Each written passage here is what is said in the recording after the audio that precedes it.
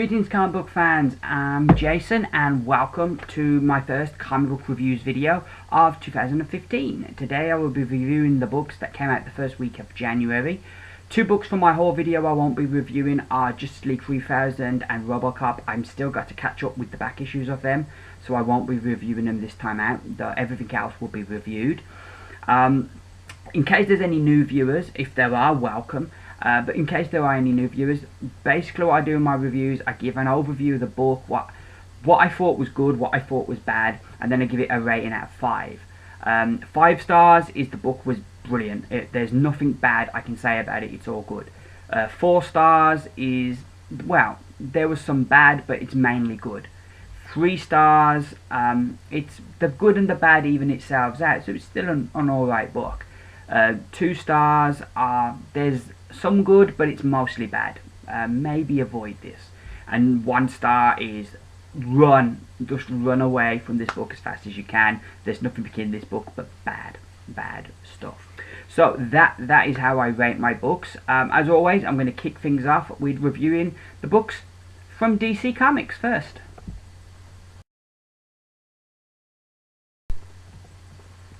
So first up, we have 4 books from DC to review this week, and as always I'm going to kick things off with the weeklies.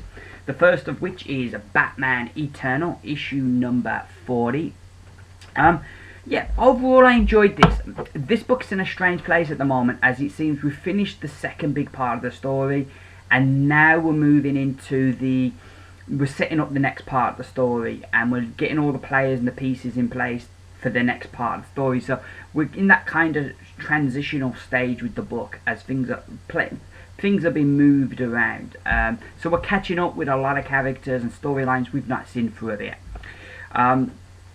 So yeah, this issue I really want to kind of highlight more who writes each issue, because they seem to take 4 issues and they write it. This issue, it says the script is by Ray Fawkes.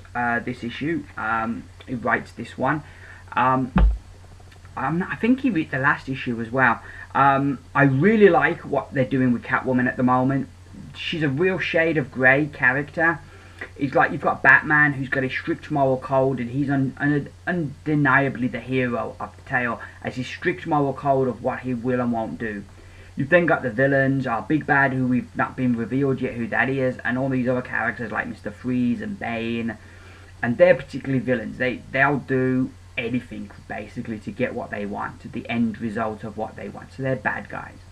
Catwoman fits in the middle. Her motives are good. She wants to help and save as many people as possible and keep the people that matter to her safe, but she, like the villains, is willing to do pretty much go to extremes to get what she wants. Even though her motives are pure, she's willing to go further than Batman to get what she wants. So I really like where they've got Catwoman right now, and she's a bit unpredictable, and that's always exciting to read, but in a logical way, if that makes any sense, in that, like, you don't know which way she's going to go, because she is prone to go into extremes sometimes.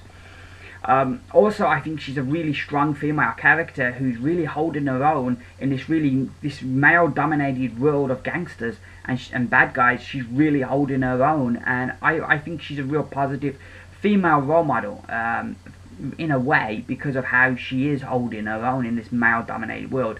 So yeah, I'm really enjoying what they're doing with Catwoman right now.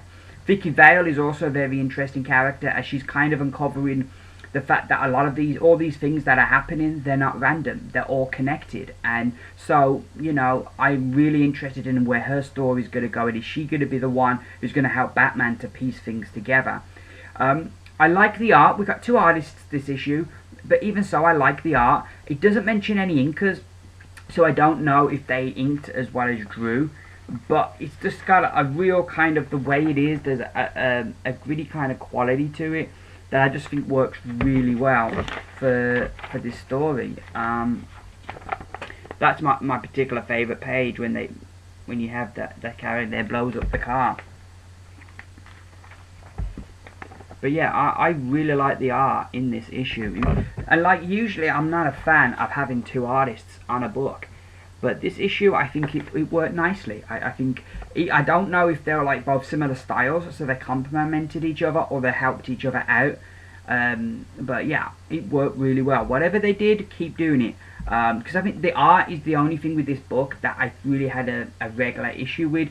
Not because the art hasn't always been good, but it's just like, I think when it comes to collecting this as a trade, and you see the different artists every week, and the style kind of changes every week, I think that will affect the flow of the story when people read it in trade. As it is now as a weekly, I think we can get past that, but as a trade and you're reading it maybe in 1 or 2 sittings, yeah, it's gonna, I think, affect the story more.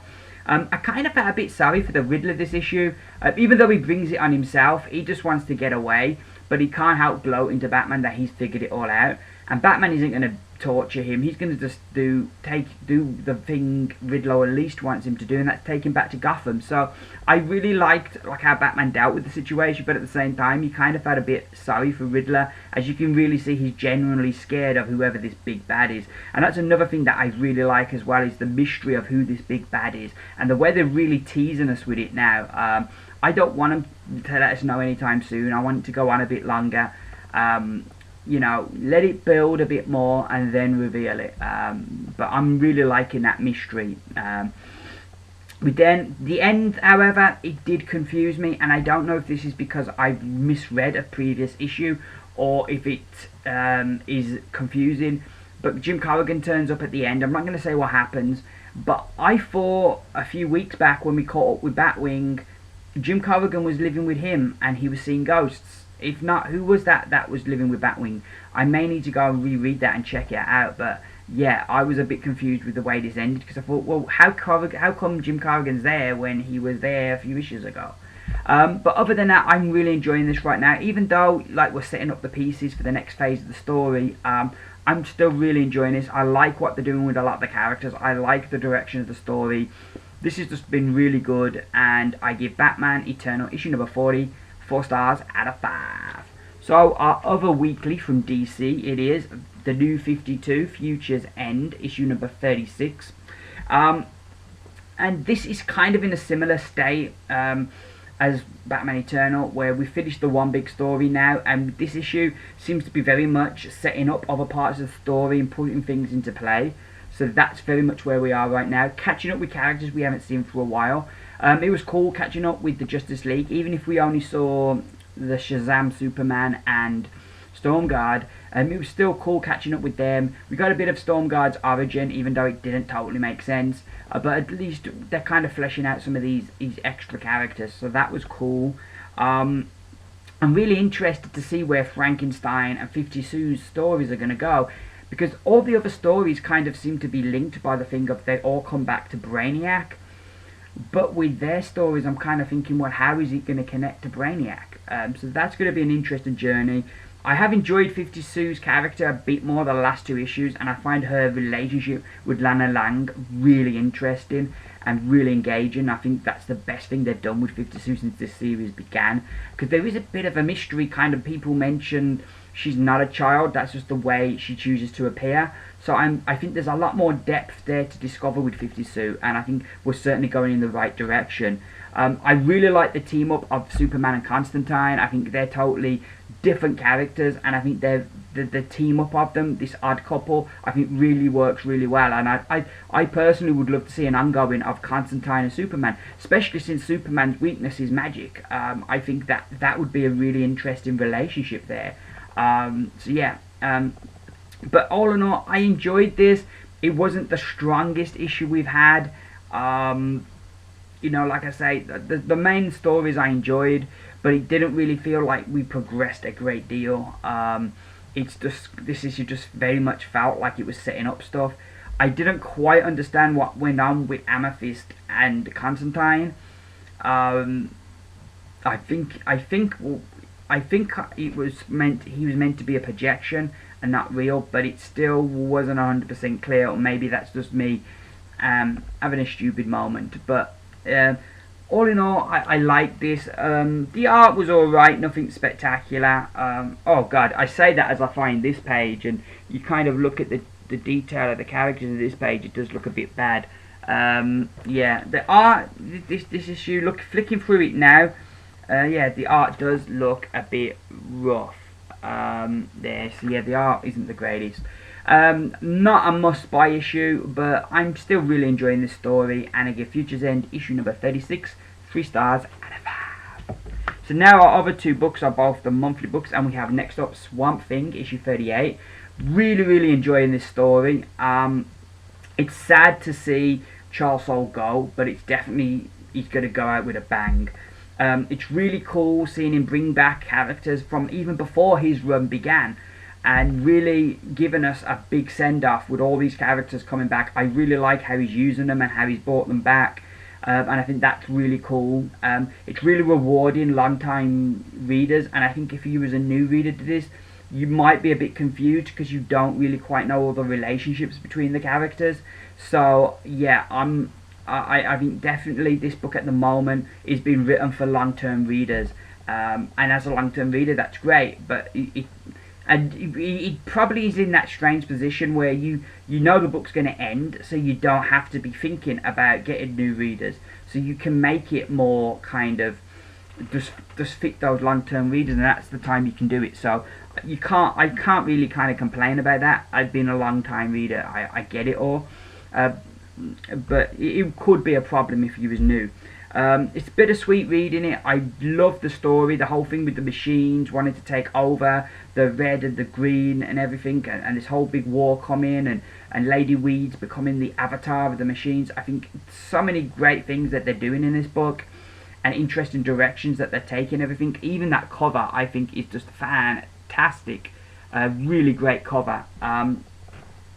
But it's kind of, like I say, it's bittersweet because you know it's coming to an end. 2 more issues and that's it. We're done with Swamp Thing. So, and I kind of look back a year, and I look back at my favourite DC books a year ago. You look at like Wonder Woman, we've got a new creative team, and that book's kind of gone in a totally opposite direction. You've got Green Arrow, which is the next book I'm going to review, which hasn't been as strong as it was with the previous creative team, sorry. And now this book as well, this book's finishing in 2 months, so it's like all the really strong DC books seem to be falling down, either new creative teams that aren't doing as good, and so I really hope after Convergence they come out with some really strong books, because they need it, because they need to pick up the slack of these books that have kind of dropped in quality or have disappeared.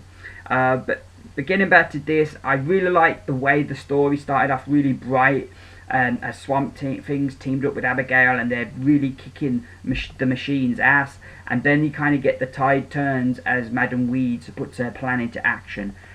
Really enjoying the journey of this story, and I'm looking forward to seeing how we're going to conclude this, because the last page just totally got me. I was like, I want to see what happens next, which I think is the aim for every book, and I would give Swamp Thing issue number 38 a definite 5 stars out of 5.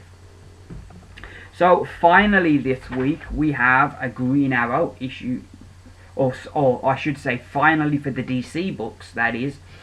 We have Green Arrow issue number 38, and this was better than the last 2 issues. Still has a way to go before it reaches the heights Lemire and Sorrentino reached regularly every month, but at least we're moving in the right direction now. Really liked the team up this issue with Green Lantern. I really like the Hal Jordan Green Lantern. He's my favourite Green Lantern. I don't buy that book anymore just because there were so many crossovers and events that I just thought, you know, I don't need this. So but I do miss the character, so it was really cool seeing him team up here. It was a bit of a mystery. Why is he here though? I don't understand why he came to Green Arrow's aid, because like last time I read his book, he wasn't allowed to come to Earth. The Earth's under the protection of the Red Lanterns now. So I did kind of feel, why is he here? And that was never really explained, but this is what they should be doing with the book. Things that they can't do in the TV show, this is what they should be exploring and doing in the book. And the team up was really cool, and some of the cool ways they combine their powers, that was also really cool and awesome. So I did enjoy the team up here, and the banter between the 2 characters was also really good. I enjoyed the art. I feel the artist, let me get his name, oh yeah, Daniel Stampier, I hope I'm pronouncing that right. His art really steps up this issue. it's unfair to compare him to Sorrentino, because Sorrentino is a very unique artist who has a very unique style. But Stampede, this issue, I feel really stepped up to having Green Lantern in the book, and I felt was the best art since he came on board, and it was really strong. The villain, while I don't really care much about the character, he is a good villain, and you do want to see him get his ass kicked. I like where the story ends up, and that definitely intrigued me enough to come back next issue. And it definitely feels like the book's taking an upswing in quality and in momentum. And hopefully this is now they've laid out the groundwork of what they wanted to do. I feel we are going in the right direction. My only gripe is, like, he's brought this team in of Felicity and Diggle and Ollie, so that he can write this banter and the dialogue between the characters, because they interact really well, and that's really well written here.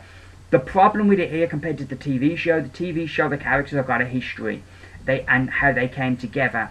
Felicity's only been in this, like 2-3 issues, and so she hasn't got that much history yet. So the banter and the dialogue, it doesn't ring as true as it does in the TV show, because you know she hasn't got no history yet with these characters, so the relationships aren't there, which is one of the downsides of bringing these things in and trying to incorporate it into the comic when it wasn't here originally. And where if you kept the existing team that we'd got, that were established, they had a history.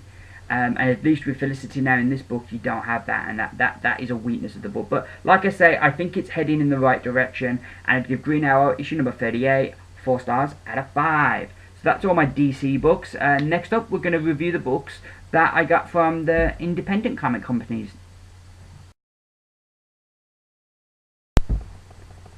So now we've got the independent reviews. There's 3 books to review this week from the independent companies. We start off with Valiant Comics, and we have Eternal Warrior issue number Days of Steel issue number 3. I read all 3 issues kind of in almost one sitting. So I'm going to try and just review this issue, but it might at times spread into the whole series. I really enjoyed this character. I didn't read this character until I read The Valiant, and I liked his character there. I liked his character in Unity, but this gives a totally different. This is more like he was in The Valiant, as you get this kind of overview of humanity as he's lived through, you know, hundreds of years, and he's seen the different, that certain traits in humanity never change.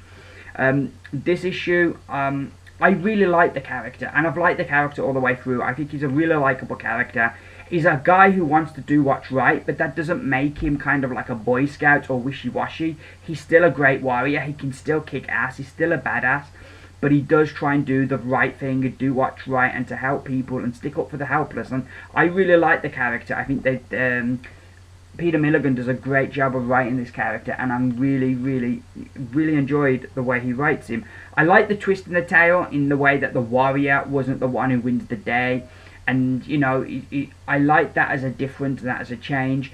But it was also nice that Eternal Warrior had his own kind of story that was running through this. The story of having faith in the Geomancer, when he's kind of at a point in his life where he's kind of questioning the things that he's done. So I liked that story, but also, like I say, I liked the twist that it wasn't the warrior that wins the day. I think they wrapped up the story really well. No stone was left unturned. It goes back to all the different bits, and everything's kind of tied up at the end. So it was a very satisfactory conclusion. I definitely recommend, whether you go back and buy all 3 issues or you wait for the trade, I definitely recommend picking this up.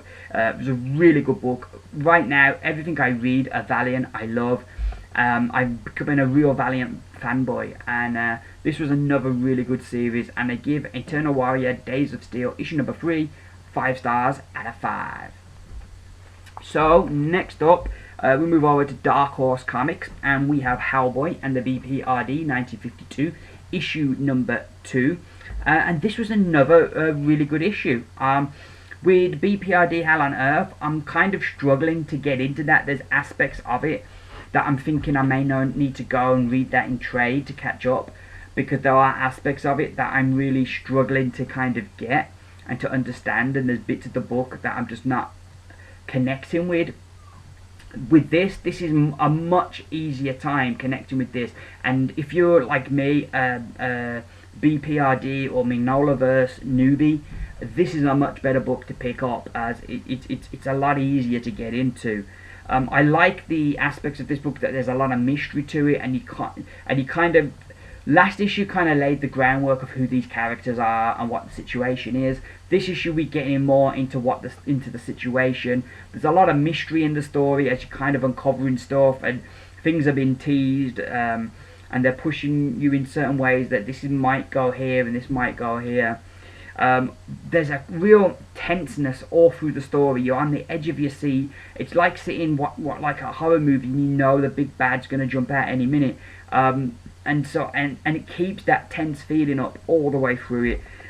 The last page was really surprising, even though they kind of set up with these characters last issue. I kind of found myself getting so absorbed with this story and with what's going on here that I kind of forgot that until the end, and I'm like, oh yeah, I remember that, yeah. So yeah, I'm really interested to see where this is going to go. It got me at the end, and I'm really interested where this goes. The art works really well for the story, and I liked our Hellboy. He's not the Hellboy I kind of seen in the films. He's not that kind of confident person yet, but I definitely like that we're at the start of this journey. And like I say, this was a really easy book to get onto. So if you've always wanted to try Hellboy, see if you can get the first issue of this, because this is a great place to start and to get in. Really enjoyed this story, and I give Hellboy in the BPRD 1952 5 stars out of 5.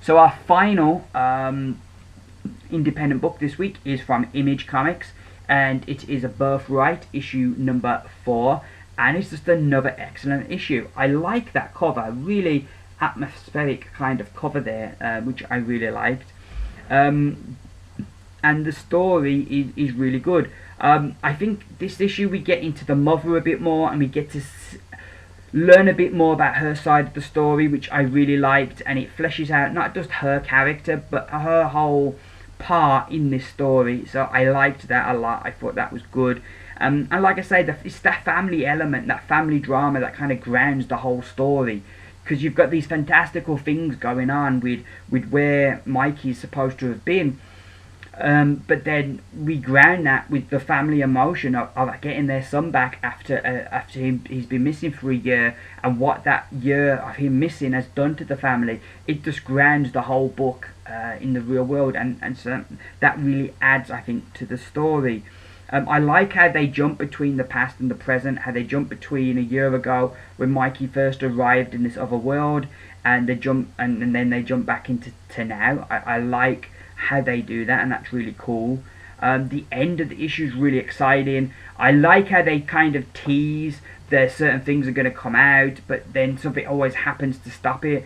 And I'm really looking forward to the future. More than any other book I'm reading right now, I'm really looking forward to the future. When I look at things like that are going to come out in the future, I'm really excited to see how characters are going to react to things. Like I said, the end of this issue really hooked me for next issue. Again, this was just fantastic. Every issue I've loved. It's been a really good series, and I'd give Birthright issue number 4 5 stars out of 5. So those are my independents, and next up we go Marvel Comics.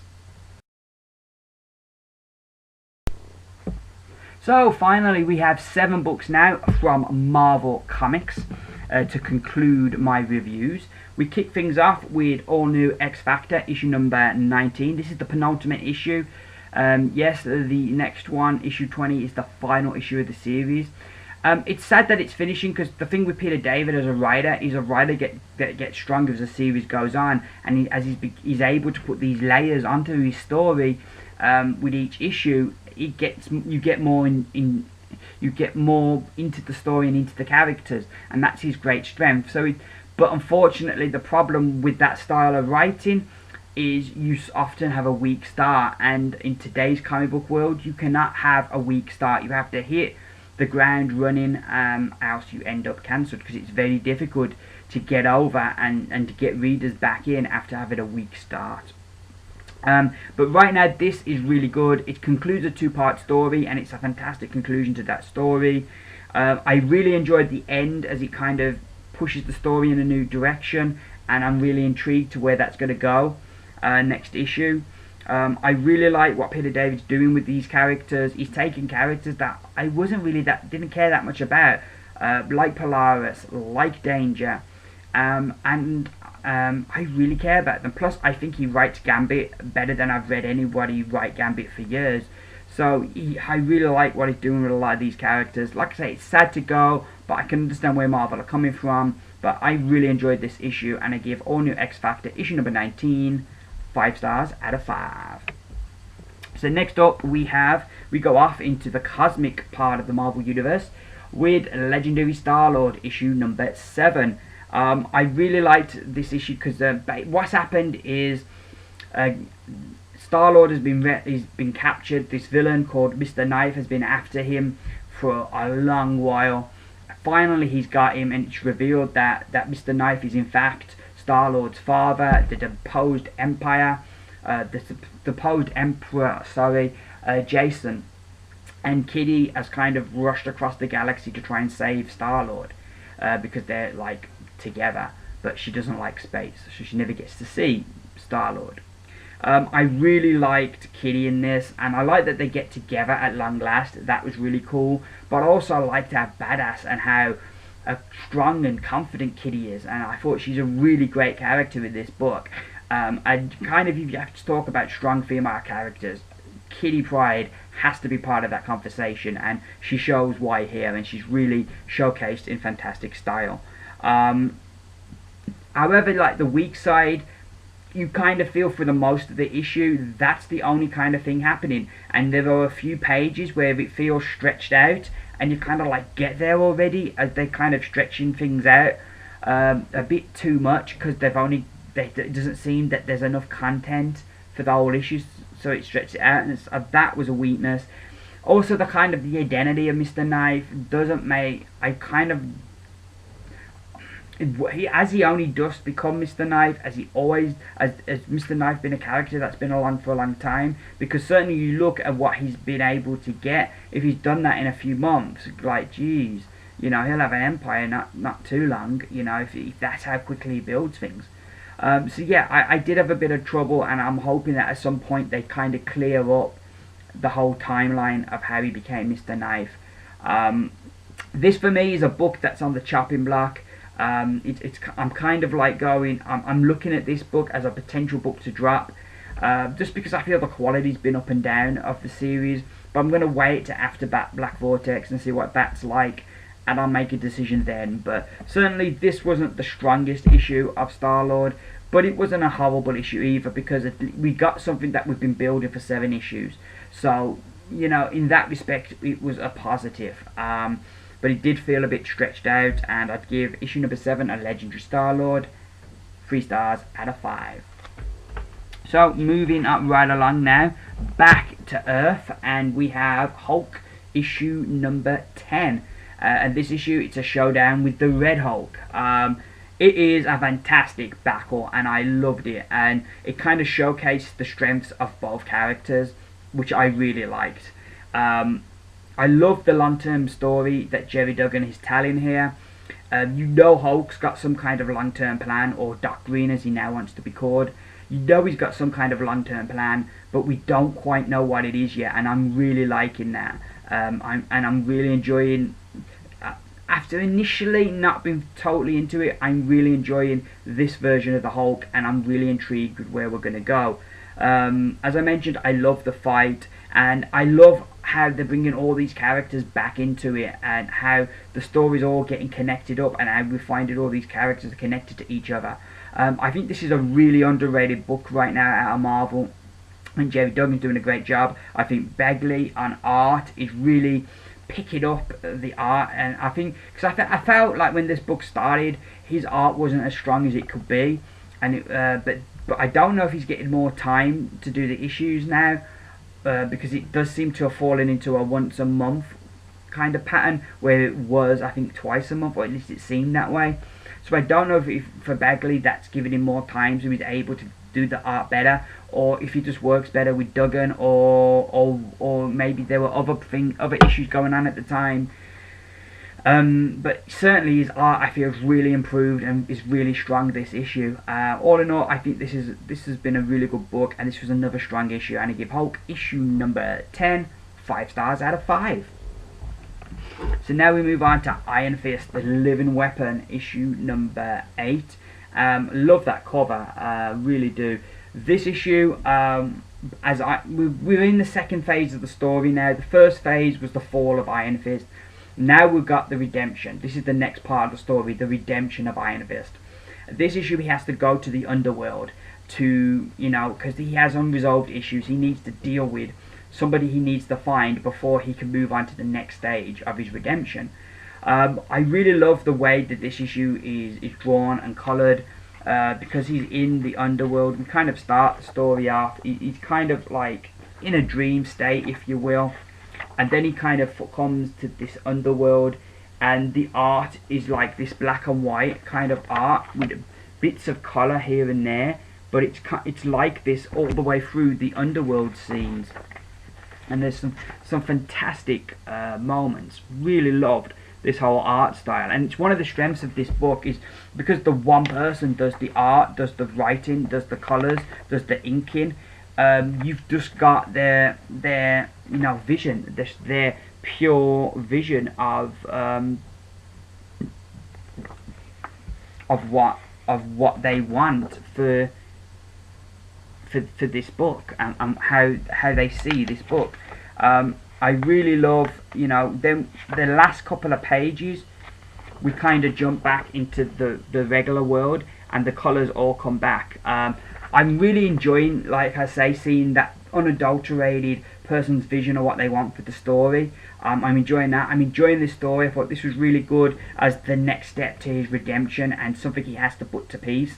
And I liked that, and I was into the journey. Yeah, we only really have the one story in this issue. We've not got nobody else, or we haven't got, sorry, I'll try and speak proper English. We haven't got other stories. But last issue I found some of those other stories confusing, so I didn't think that was a weakness with this. I also loved the inner monologue. That was really well written. I really got into the character and to see his psyche. I'm really loving this book right now, like I say, and I'd give Iron Fist, the Living Weapon, issue number 8, 5 stars out of 5.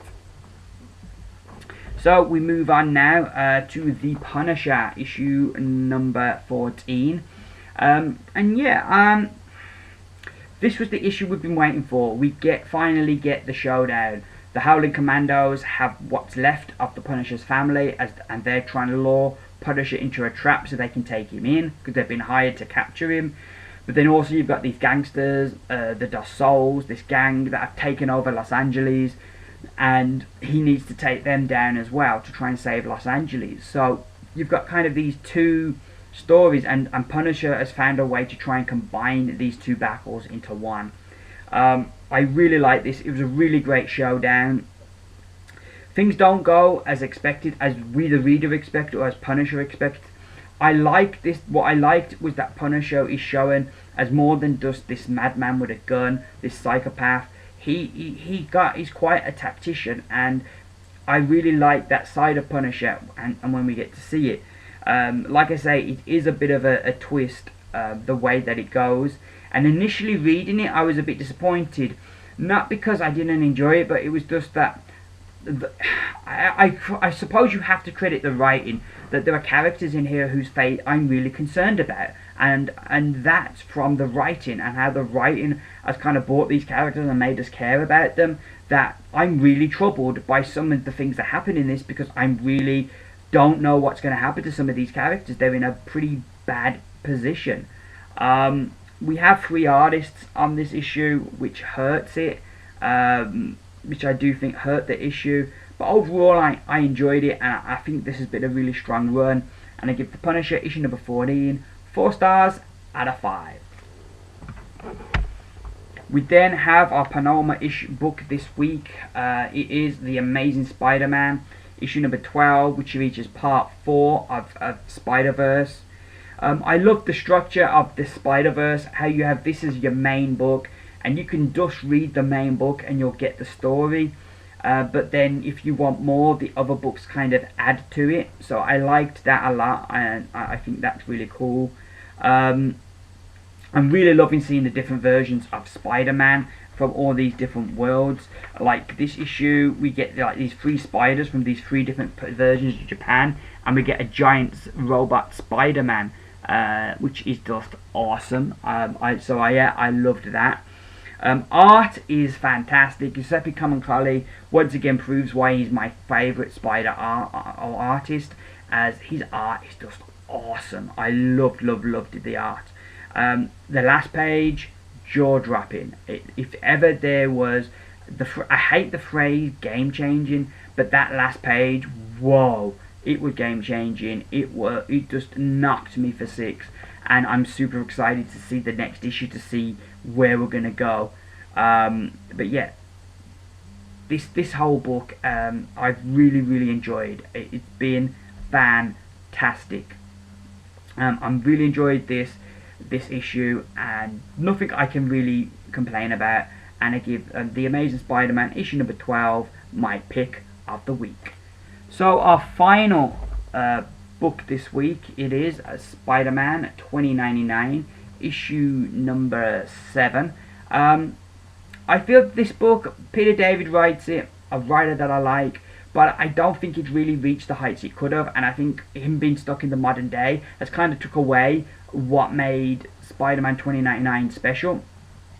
So I felt this issue, being back in 2099, it works a lot better, been there. I think the art is great. I'm really enjoying Spider Lady, and the team up between Spider-Man and Spider Lady I think is really good, or Lady Spider. I'm not sure how this fits in with the main Spider-Verse story, because the little bit we saw of him in Amazing Spider-Man, I'm not quite sure where it fits into this issue. But that's a minor gripe. Otherwise, like I say, I thought this was a lot better, and I'd give Spider-Man 2099 issue number 7 4 stars out of 5. So there we go. Those are my reviews for this week. I will be back with my review video.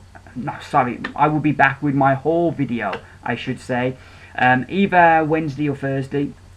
We've got workmen coming round, so it might not be able to do it Wednesday, but Wednesday or Thursday you'll see my my haul video, and my review video will be back up this time next week, probably, depending how quick I get through the books. It will be around this time next week. So yeah, thank you very much for watching. That's pretty much, I ain't got nothing else to say right now, so I'm gonna say goodbye, good night. I'm gonna go and, well, I'd like to say I was gonna read some comics, but I've got to go and cook dinner for the missus. She's on her way home from work. Man's work is never done. So I'm gonna say goodbye. I've been Jason. This has been my comic book review video, the first comic book reviews of 2015. Bye for now.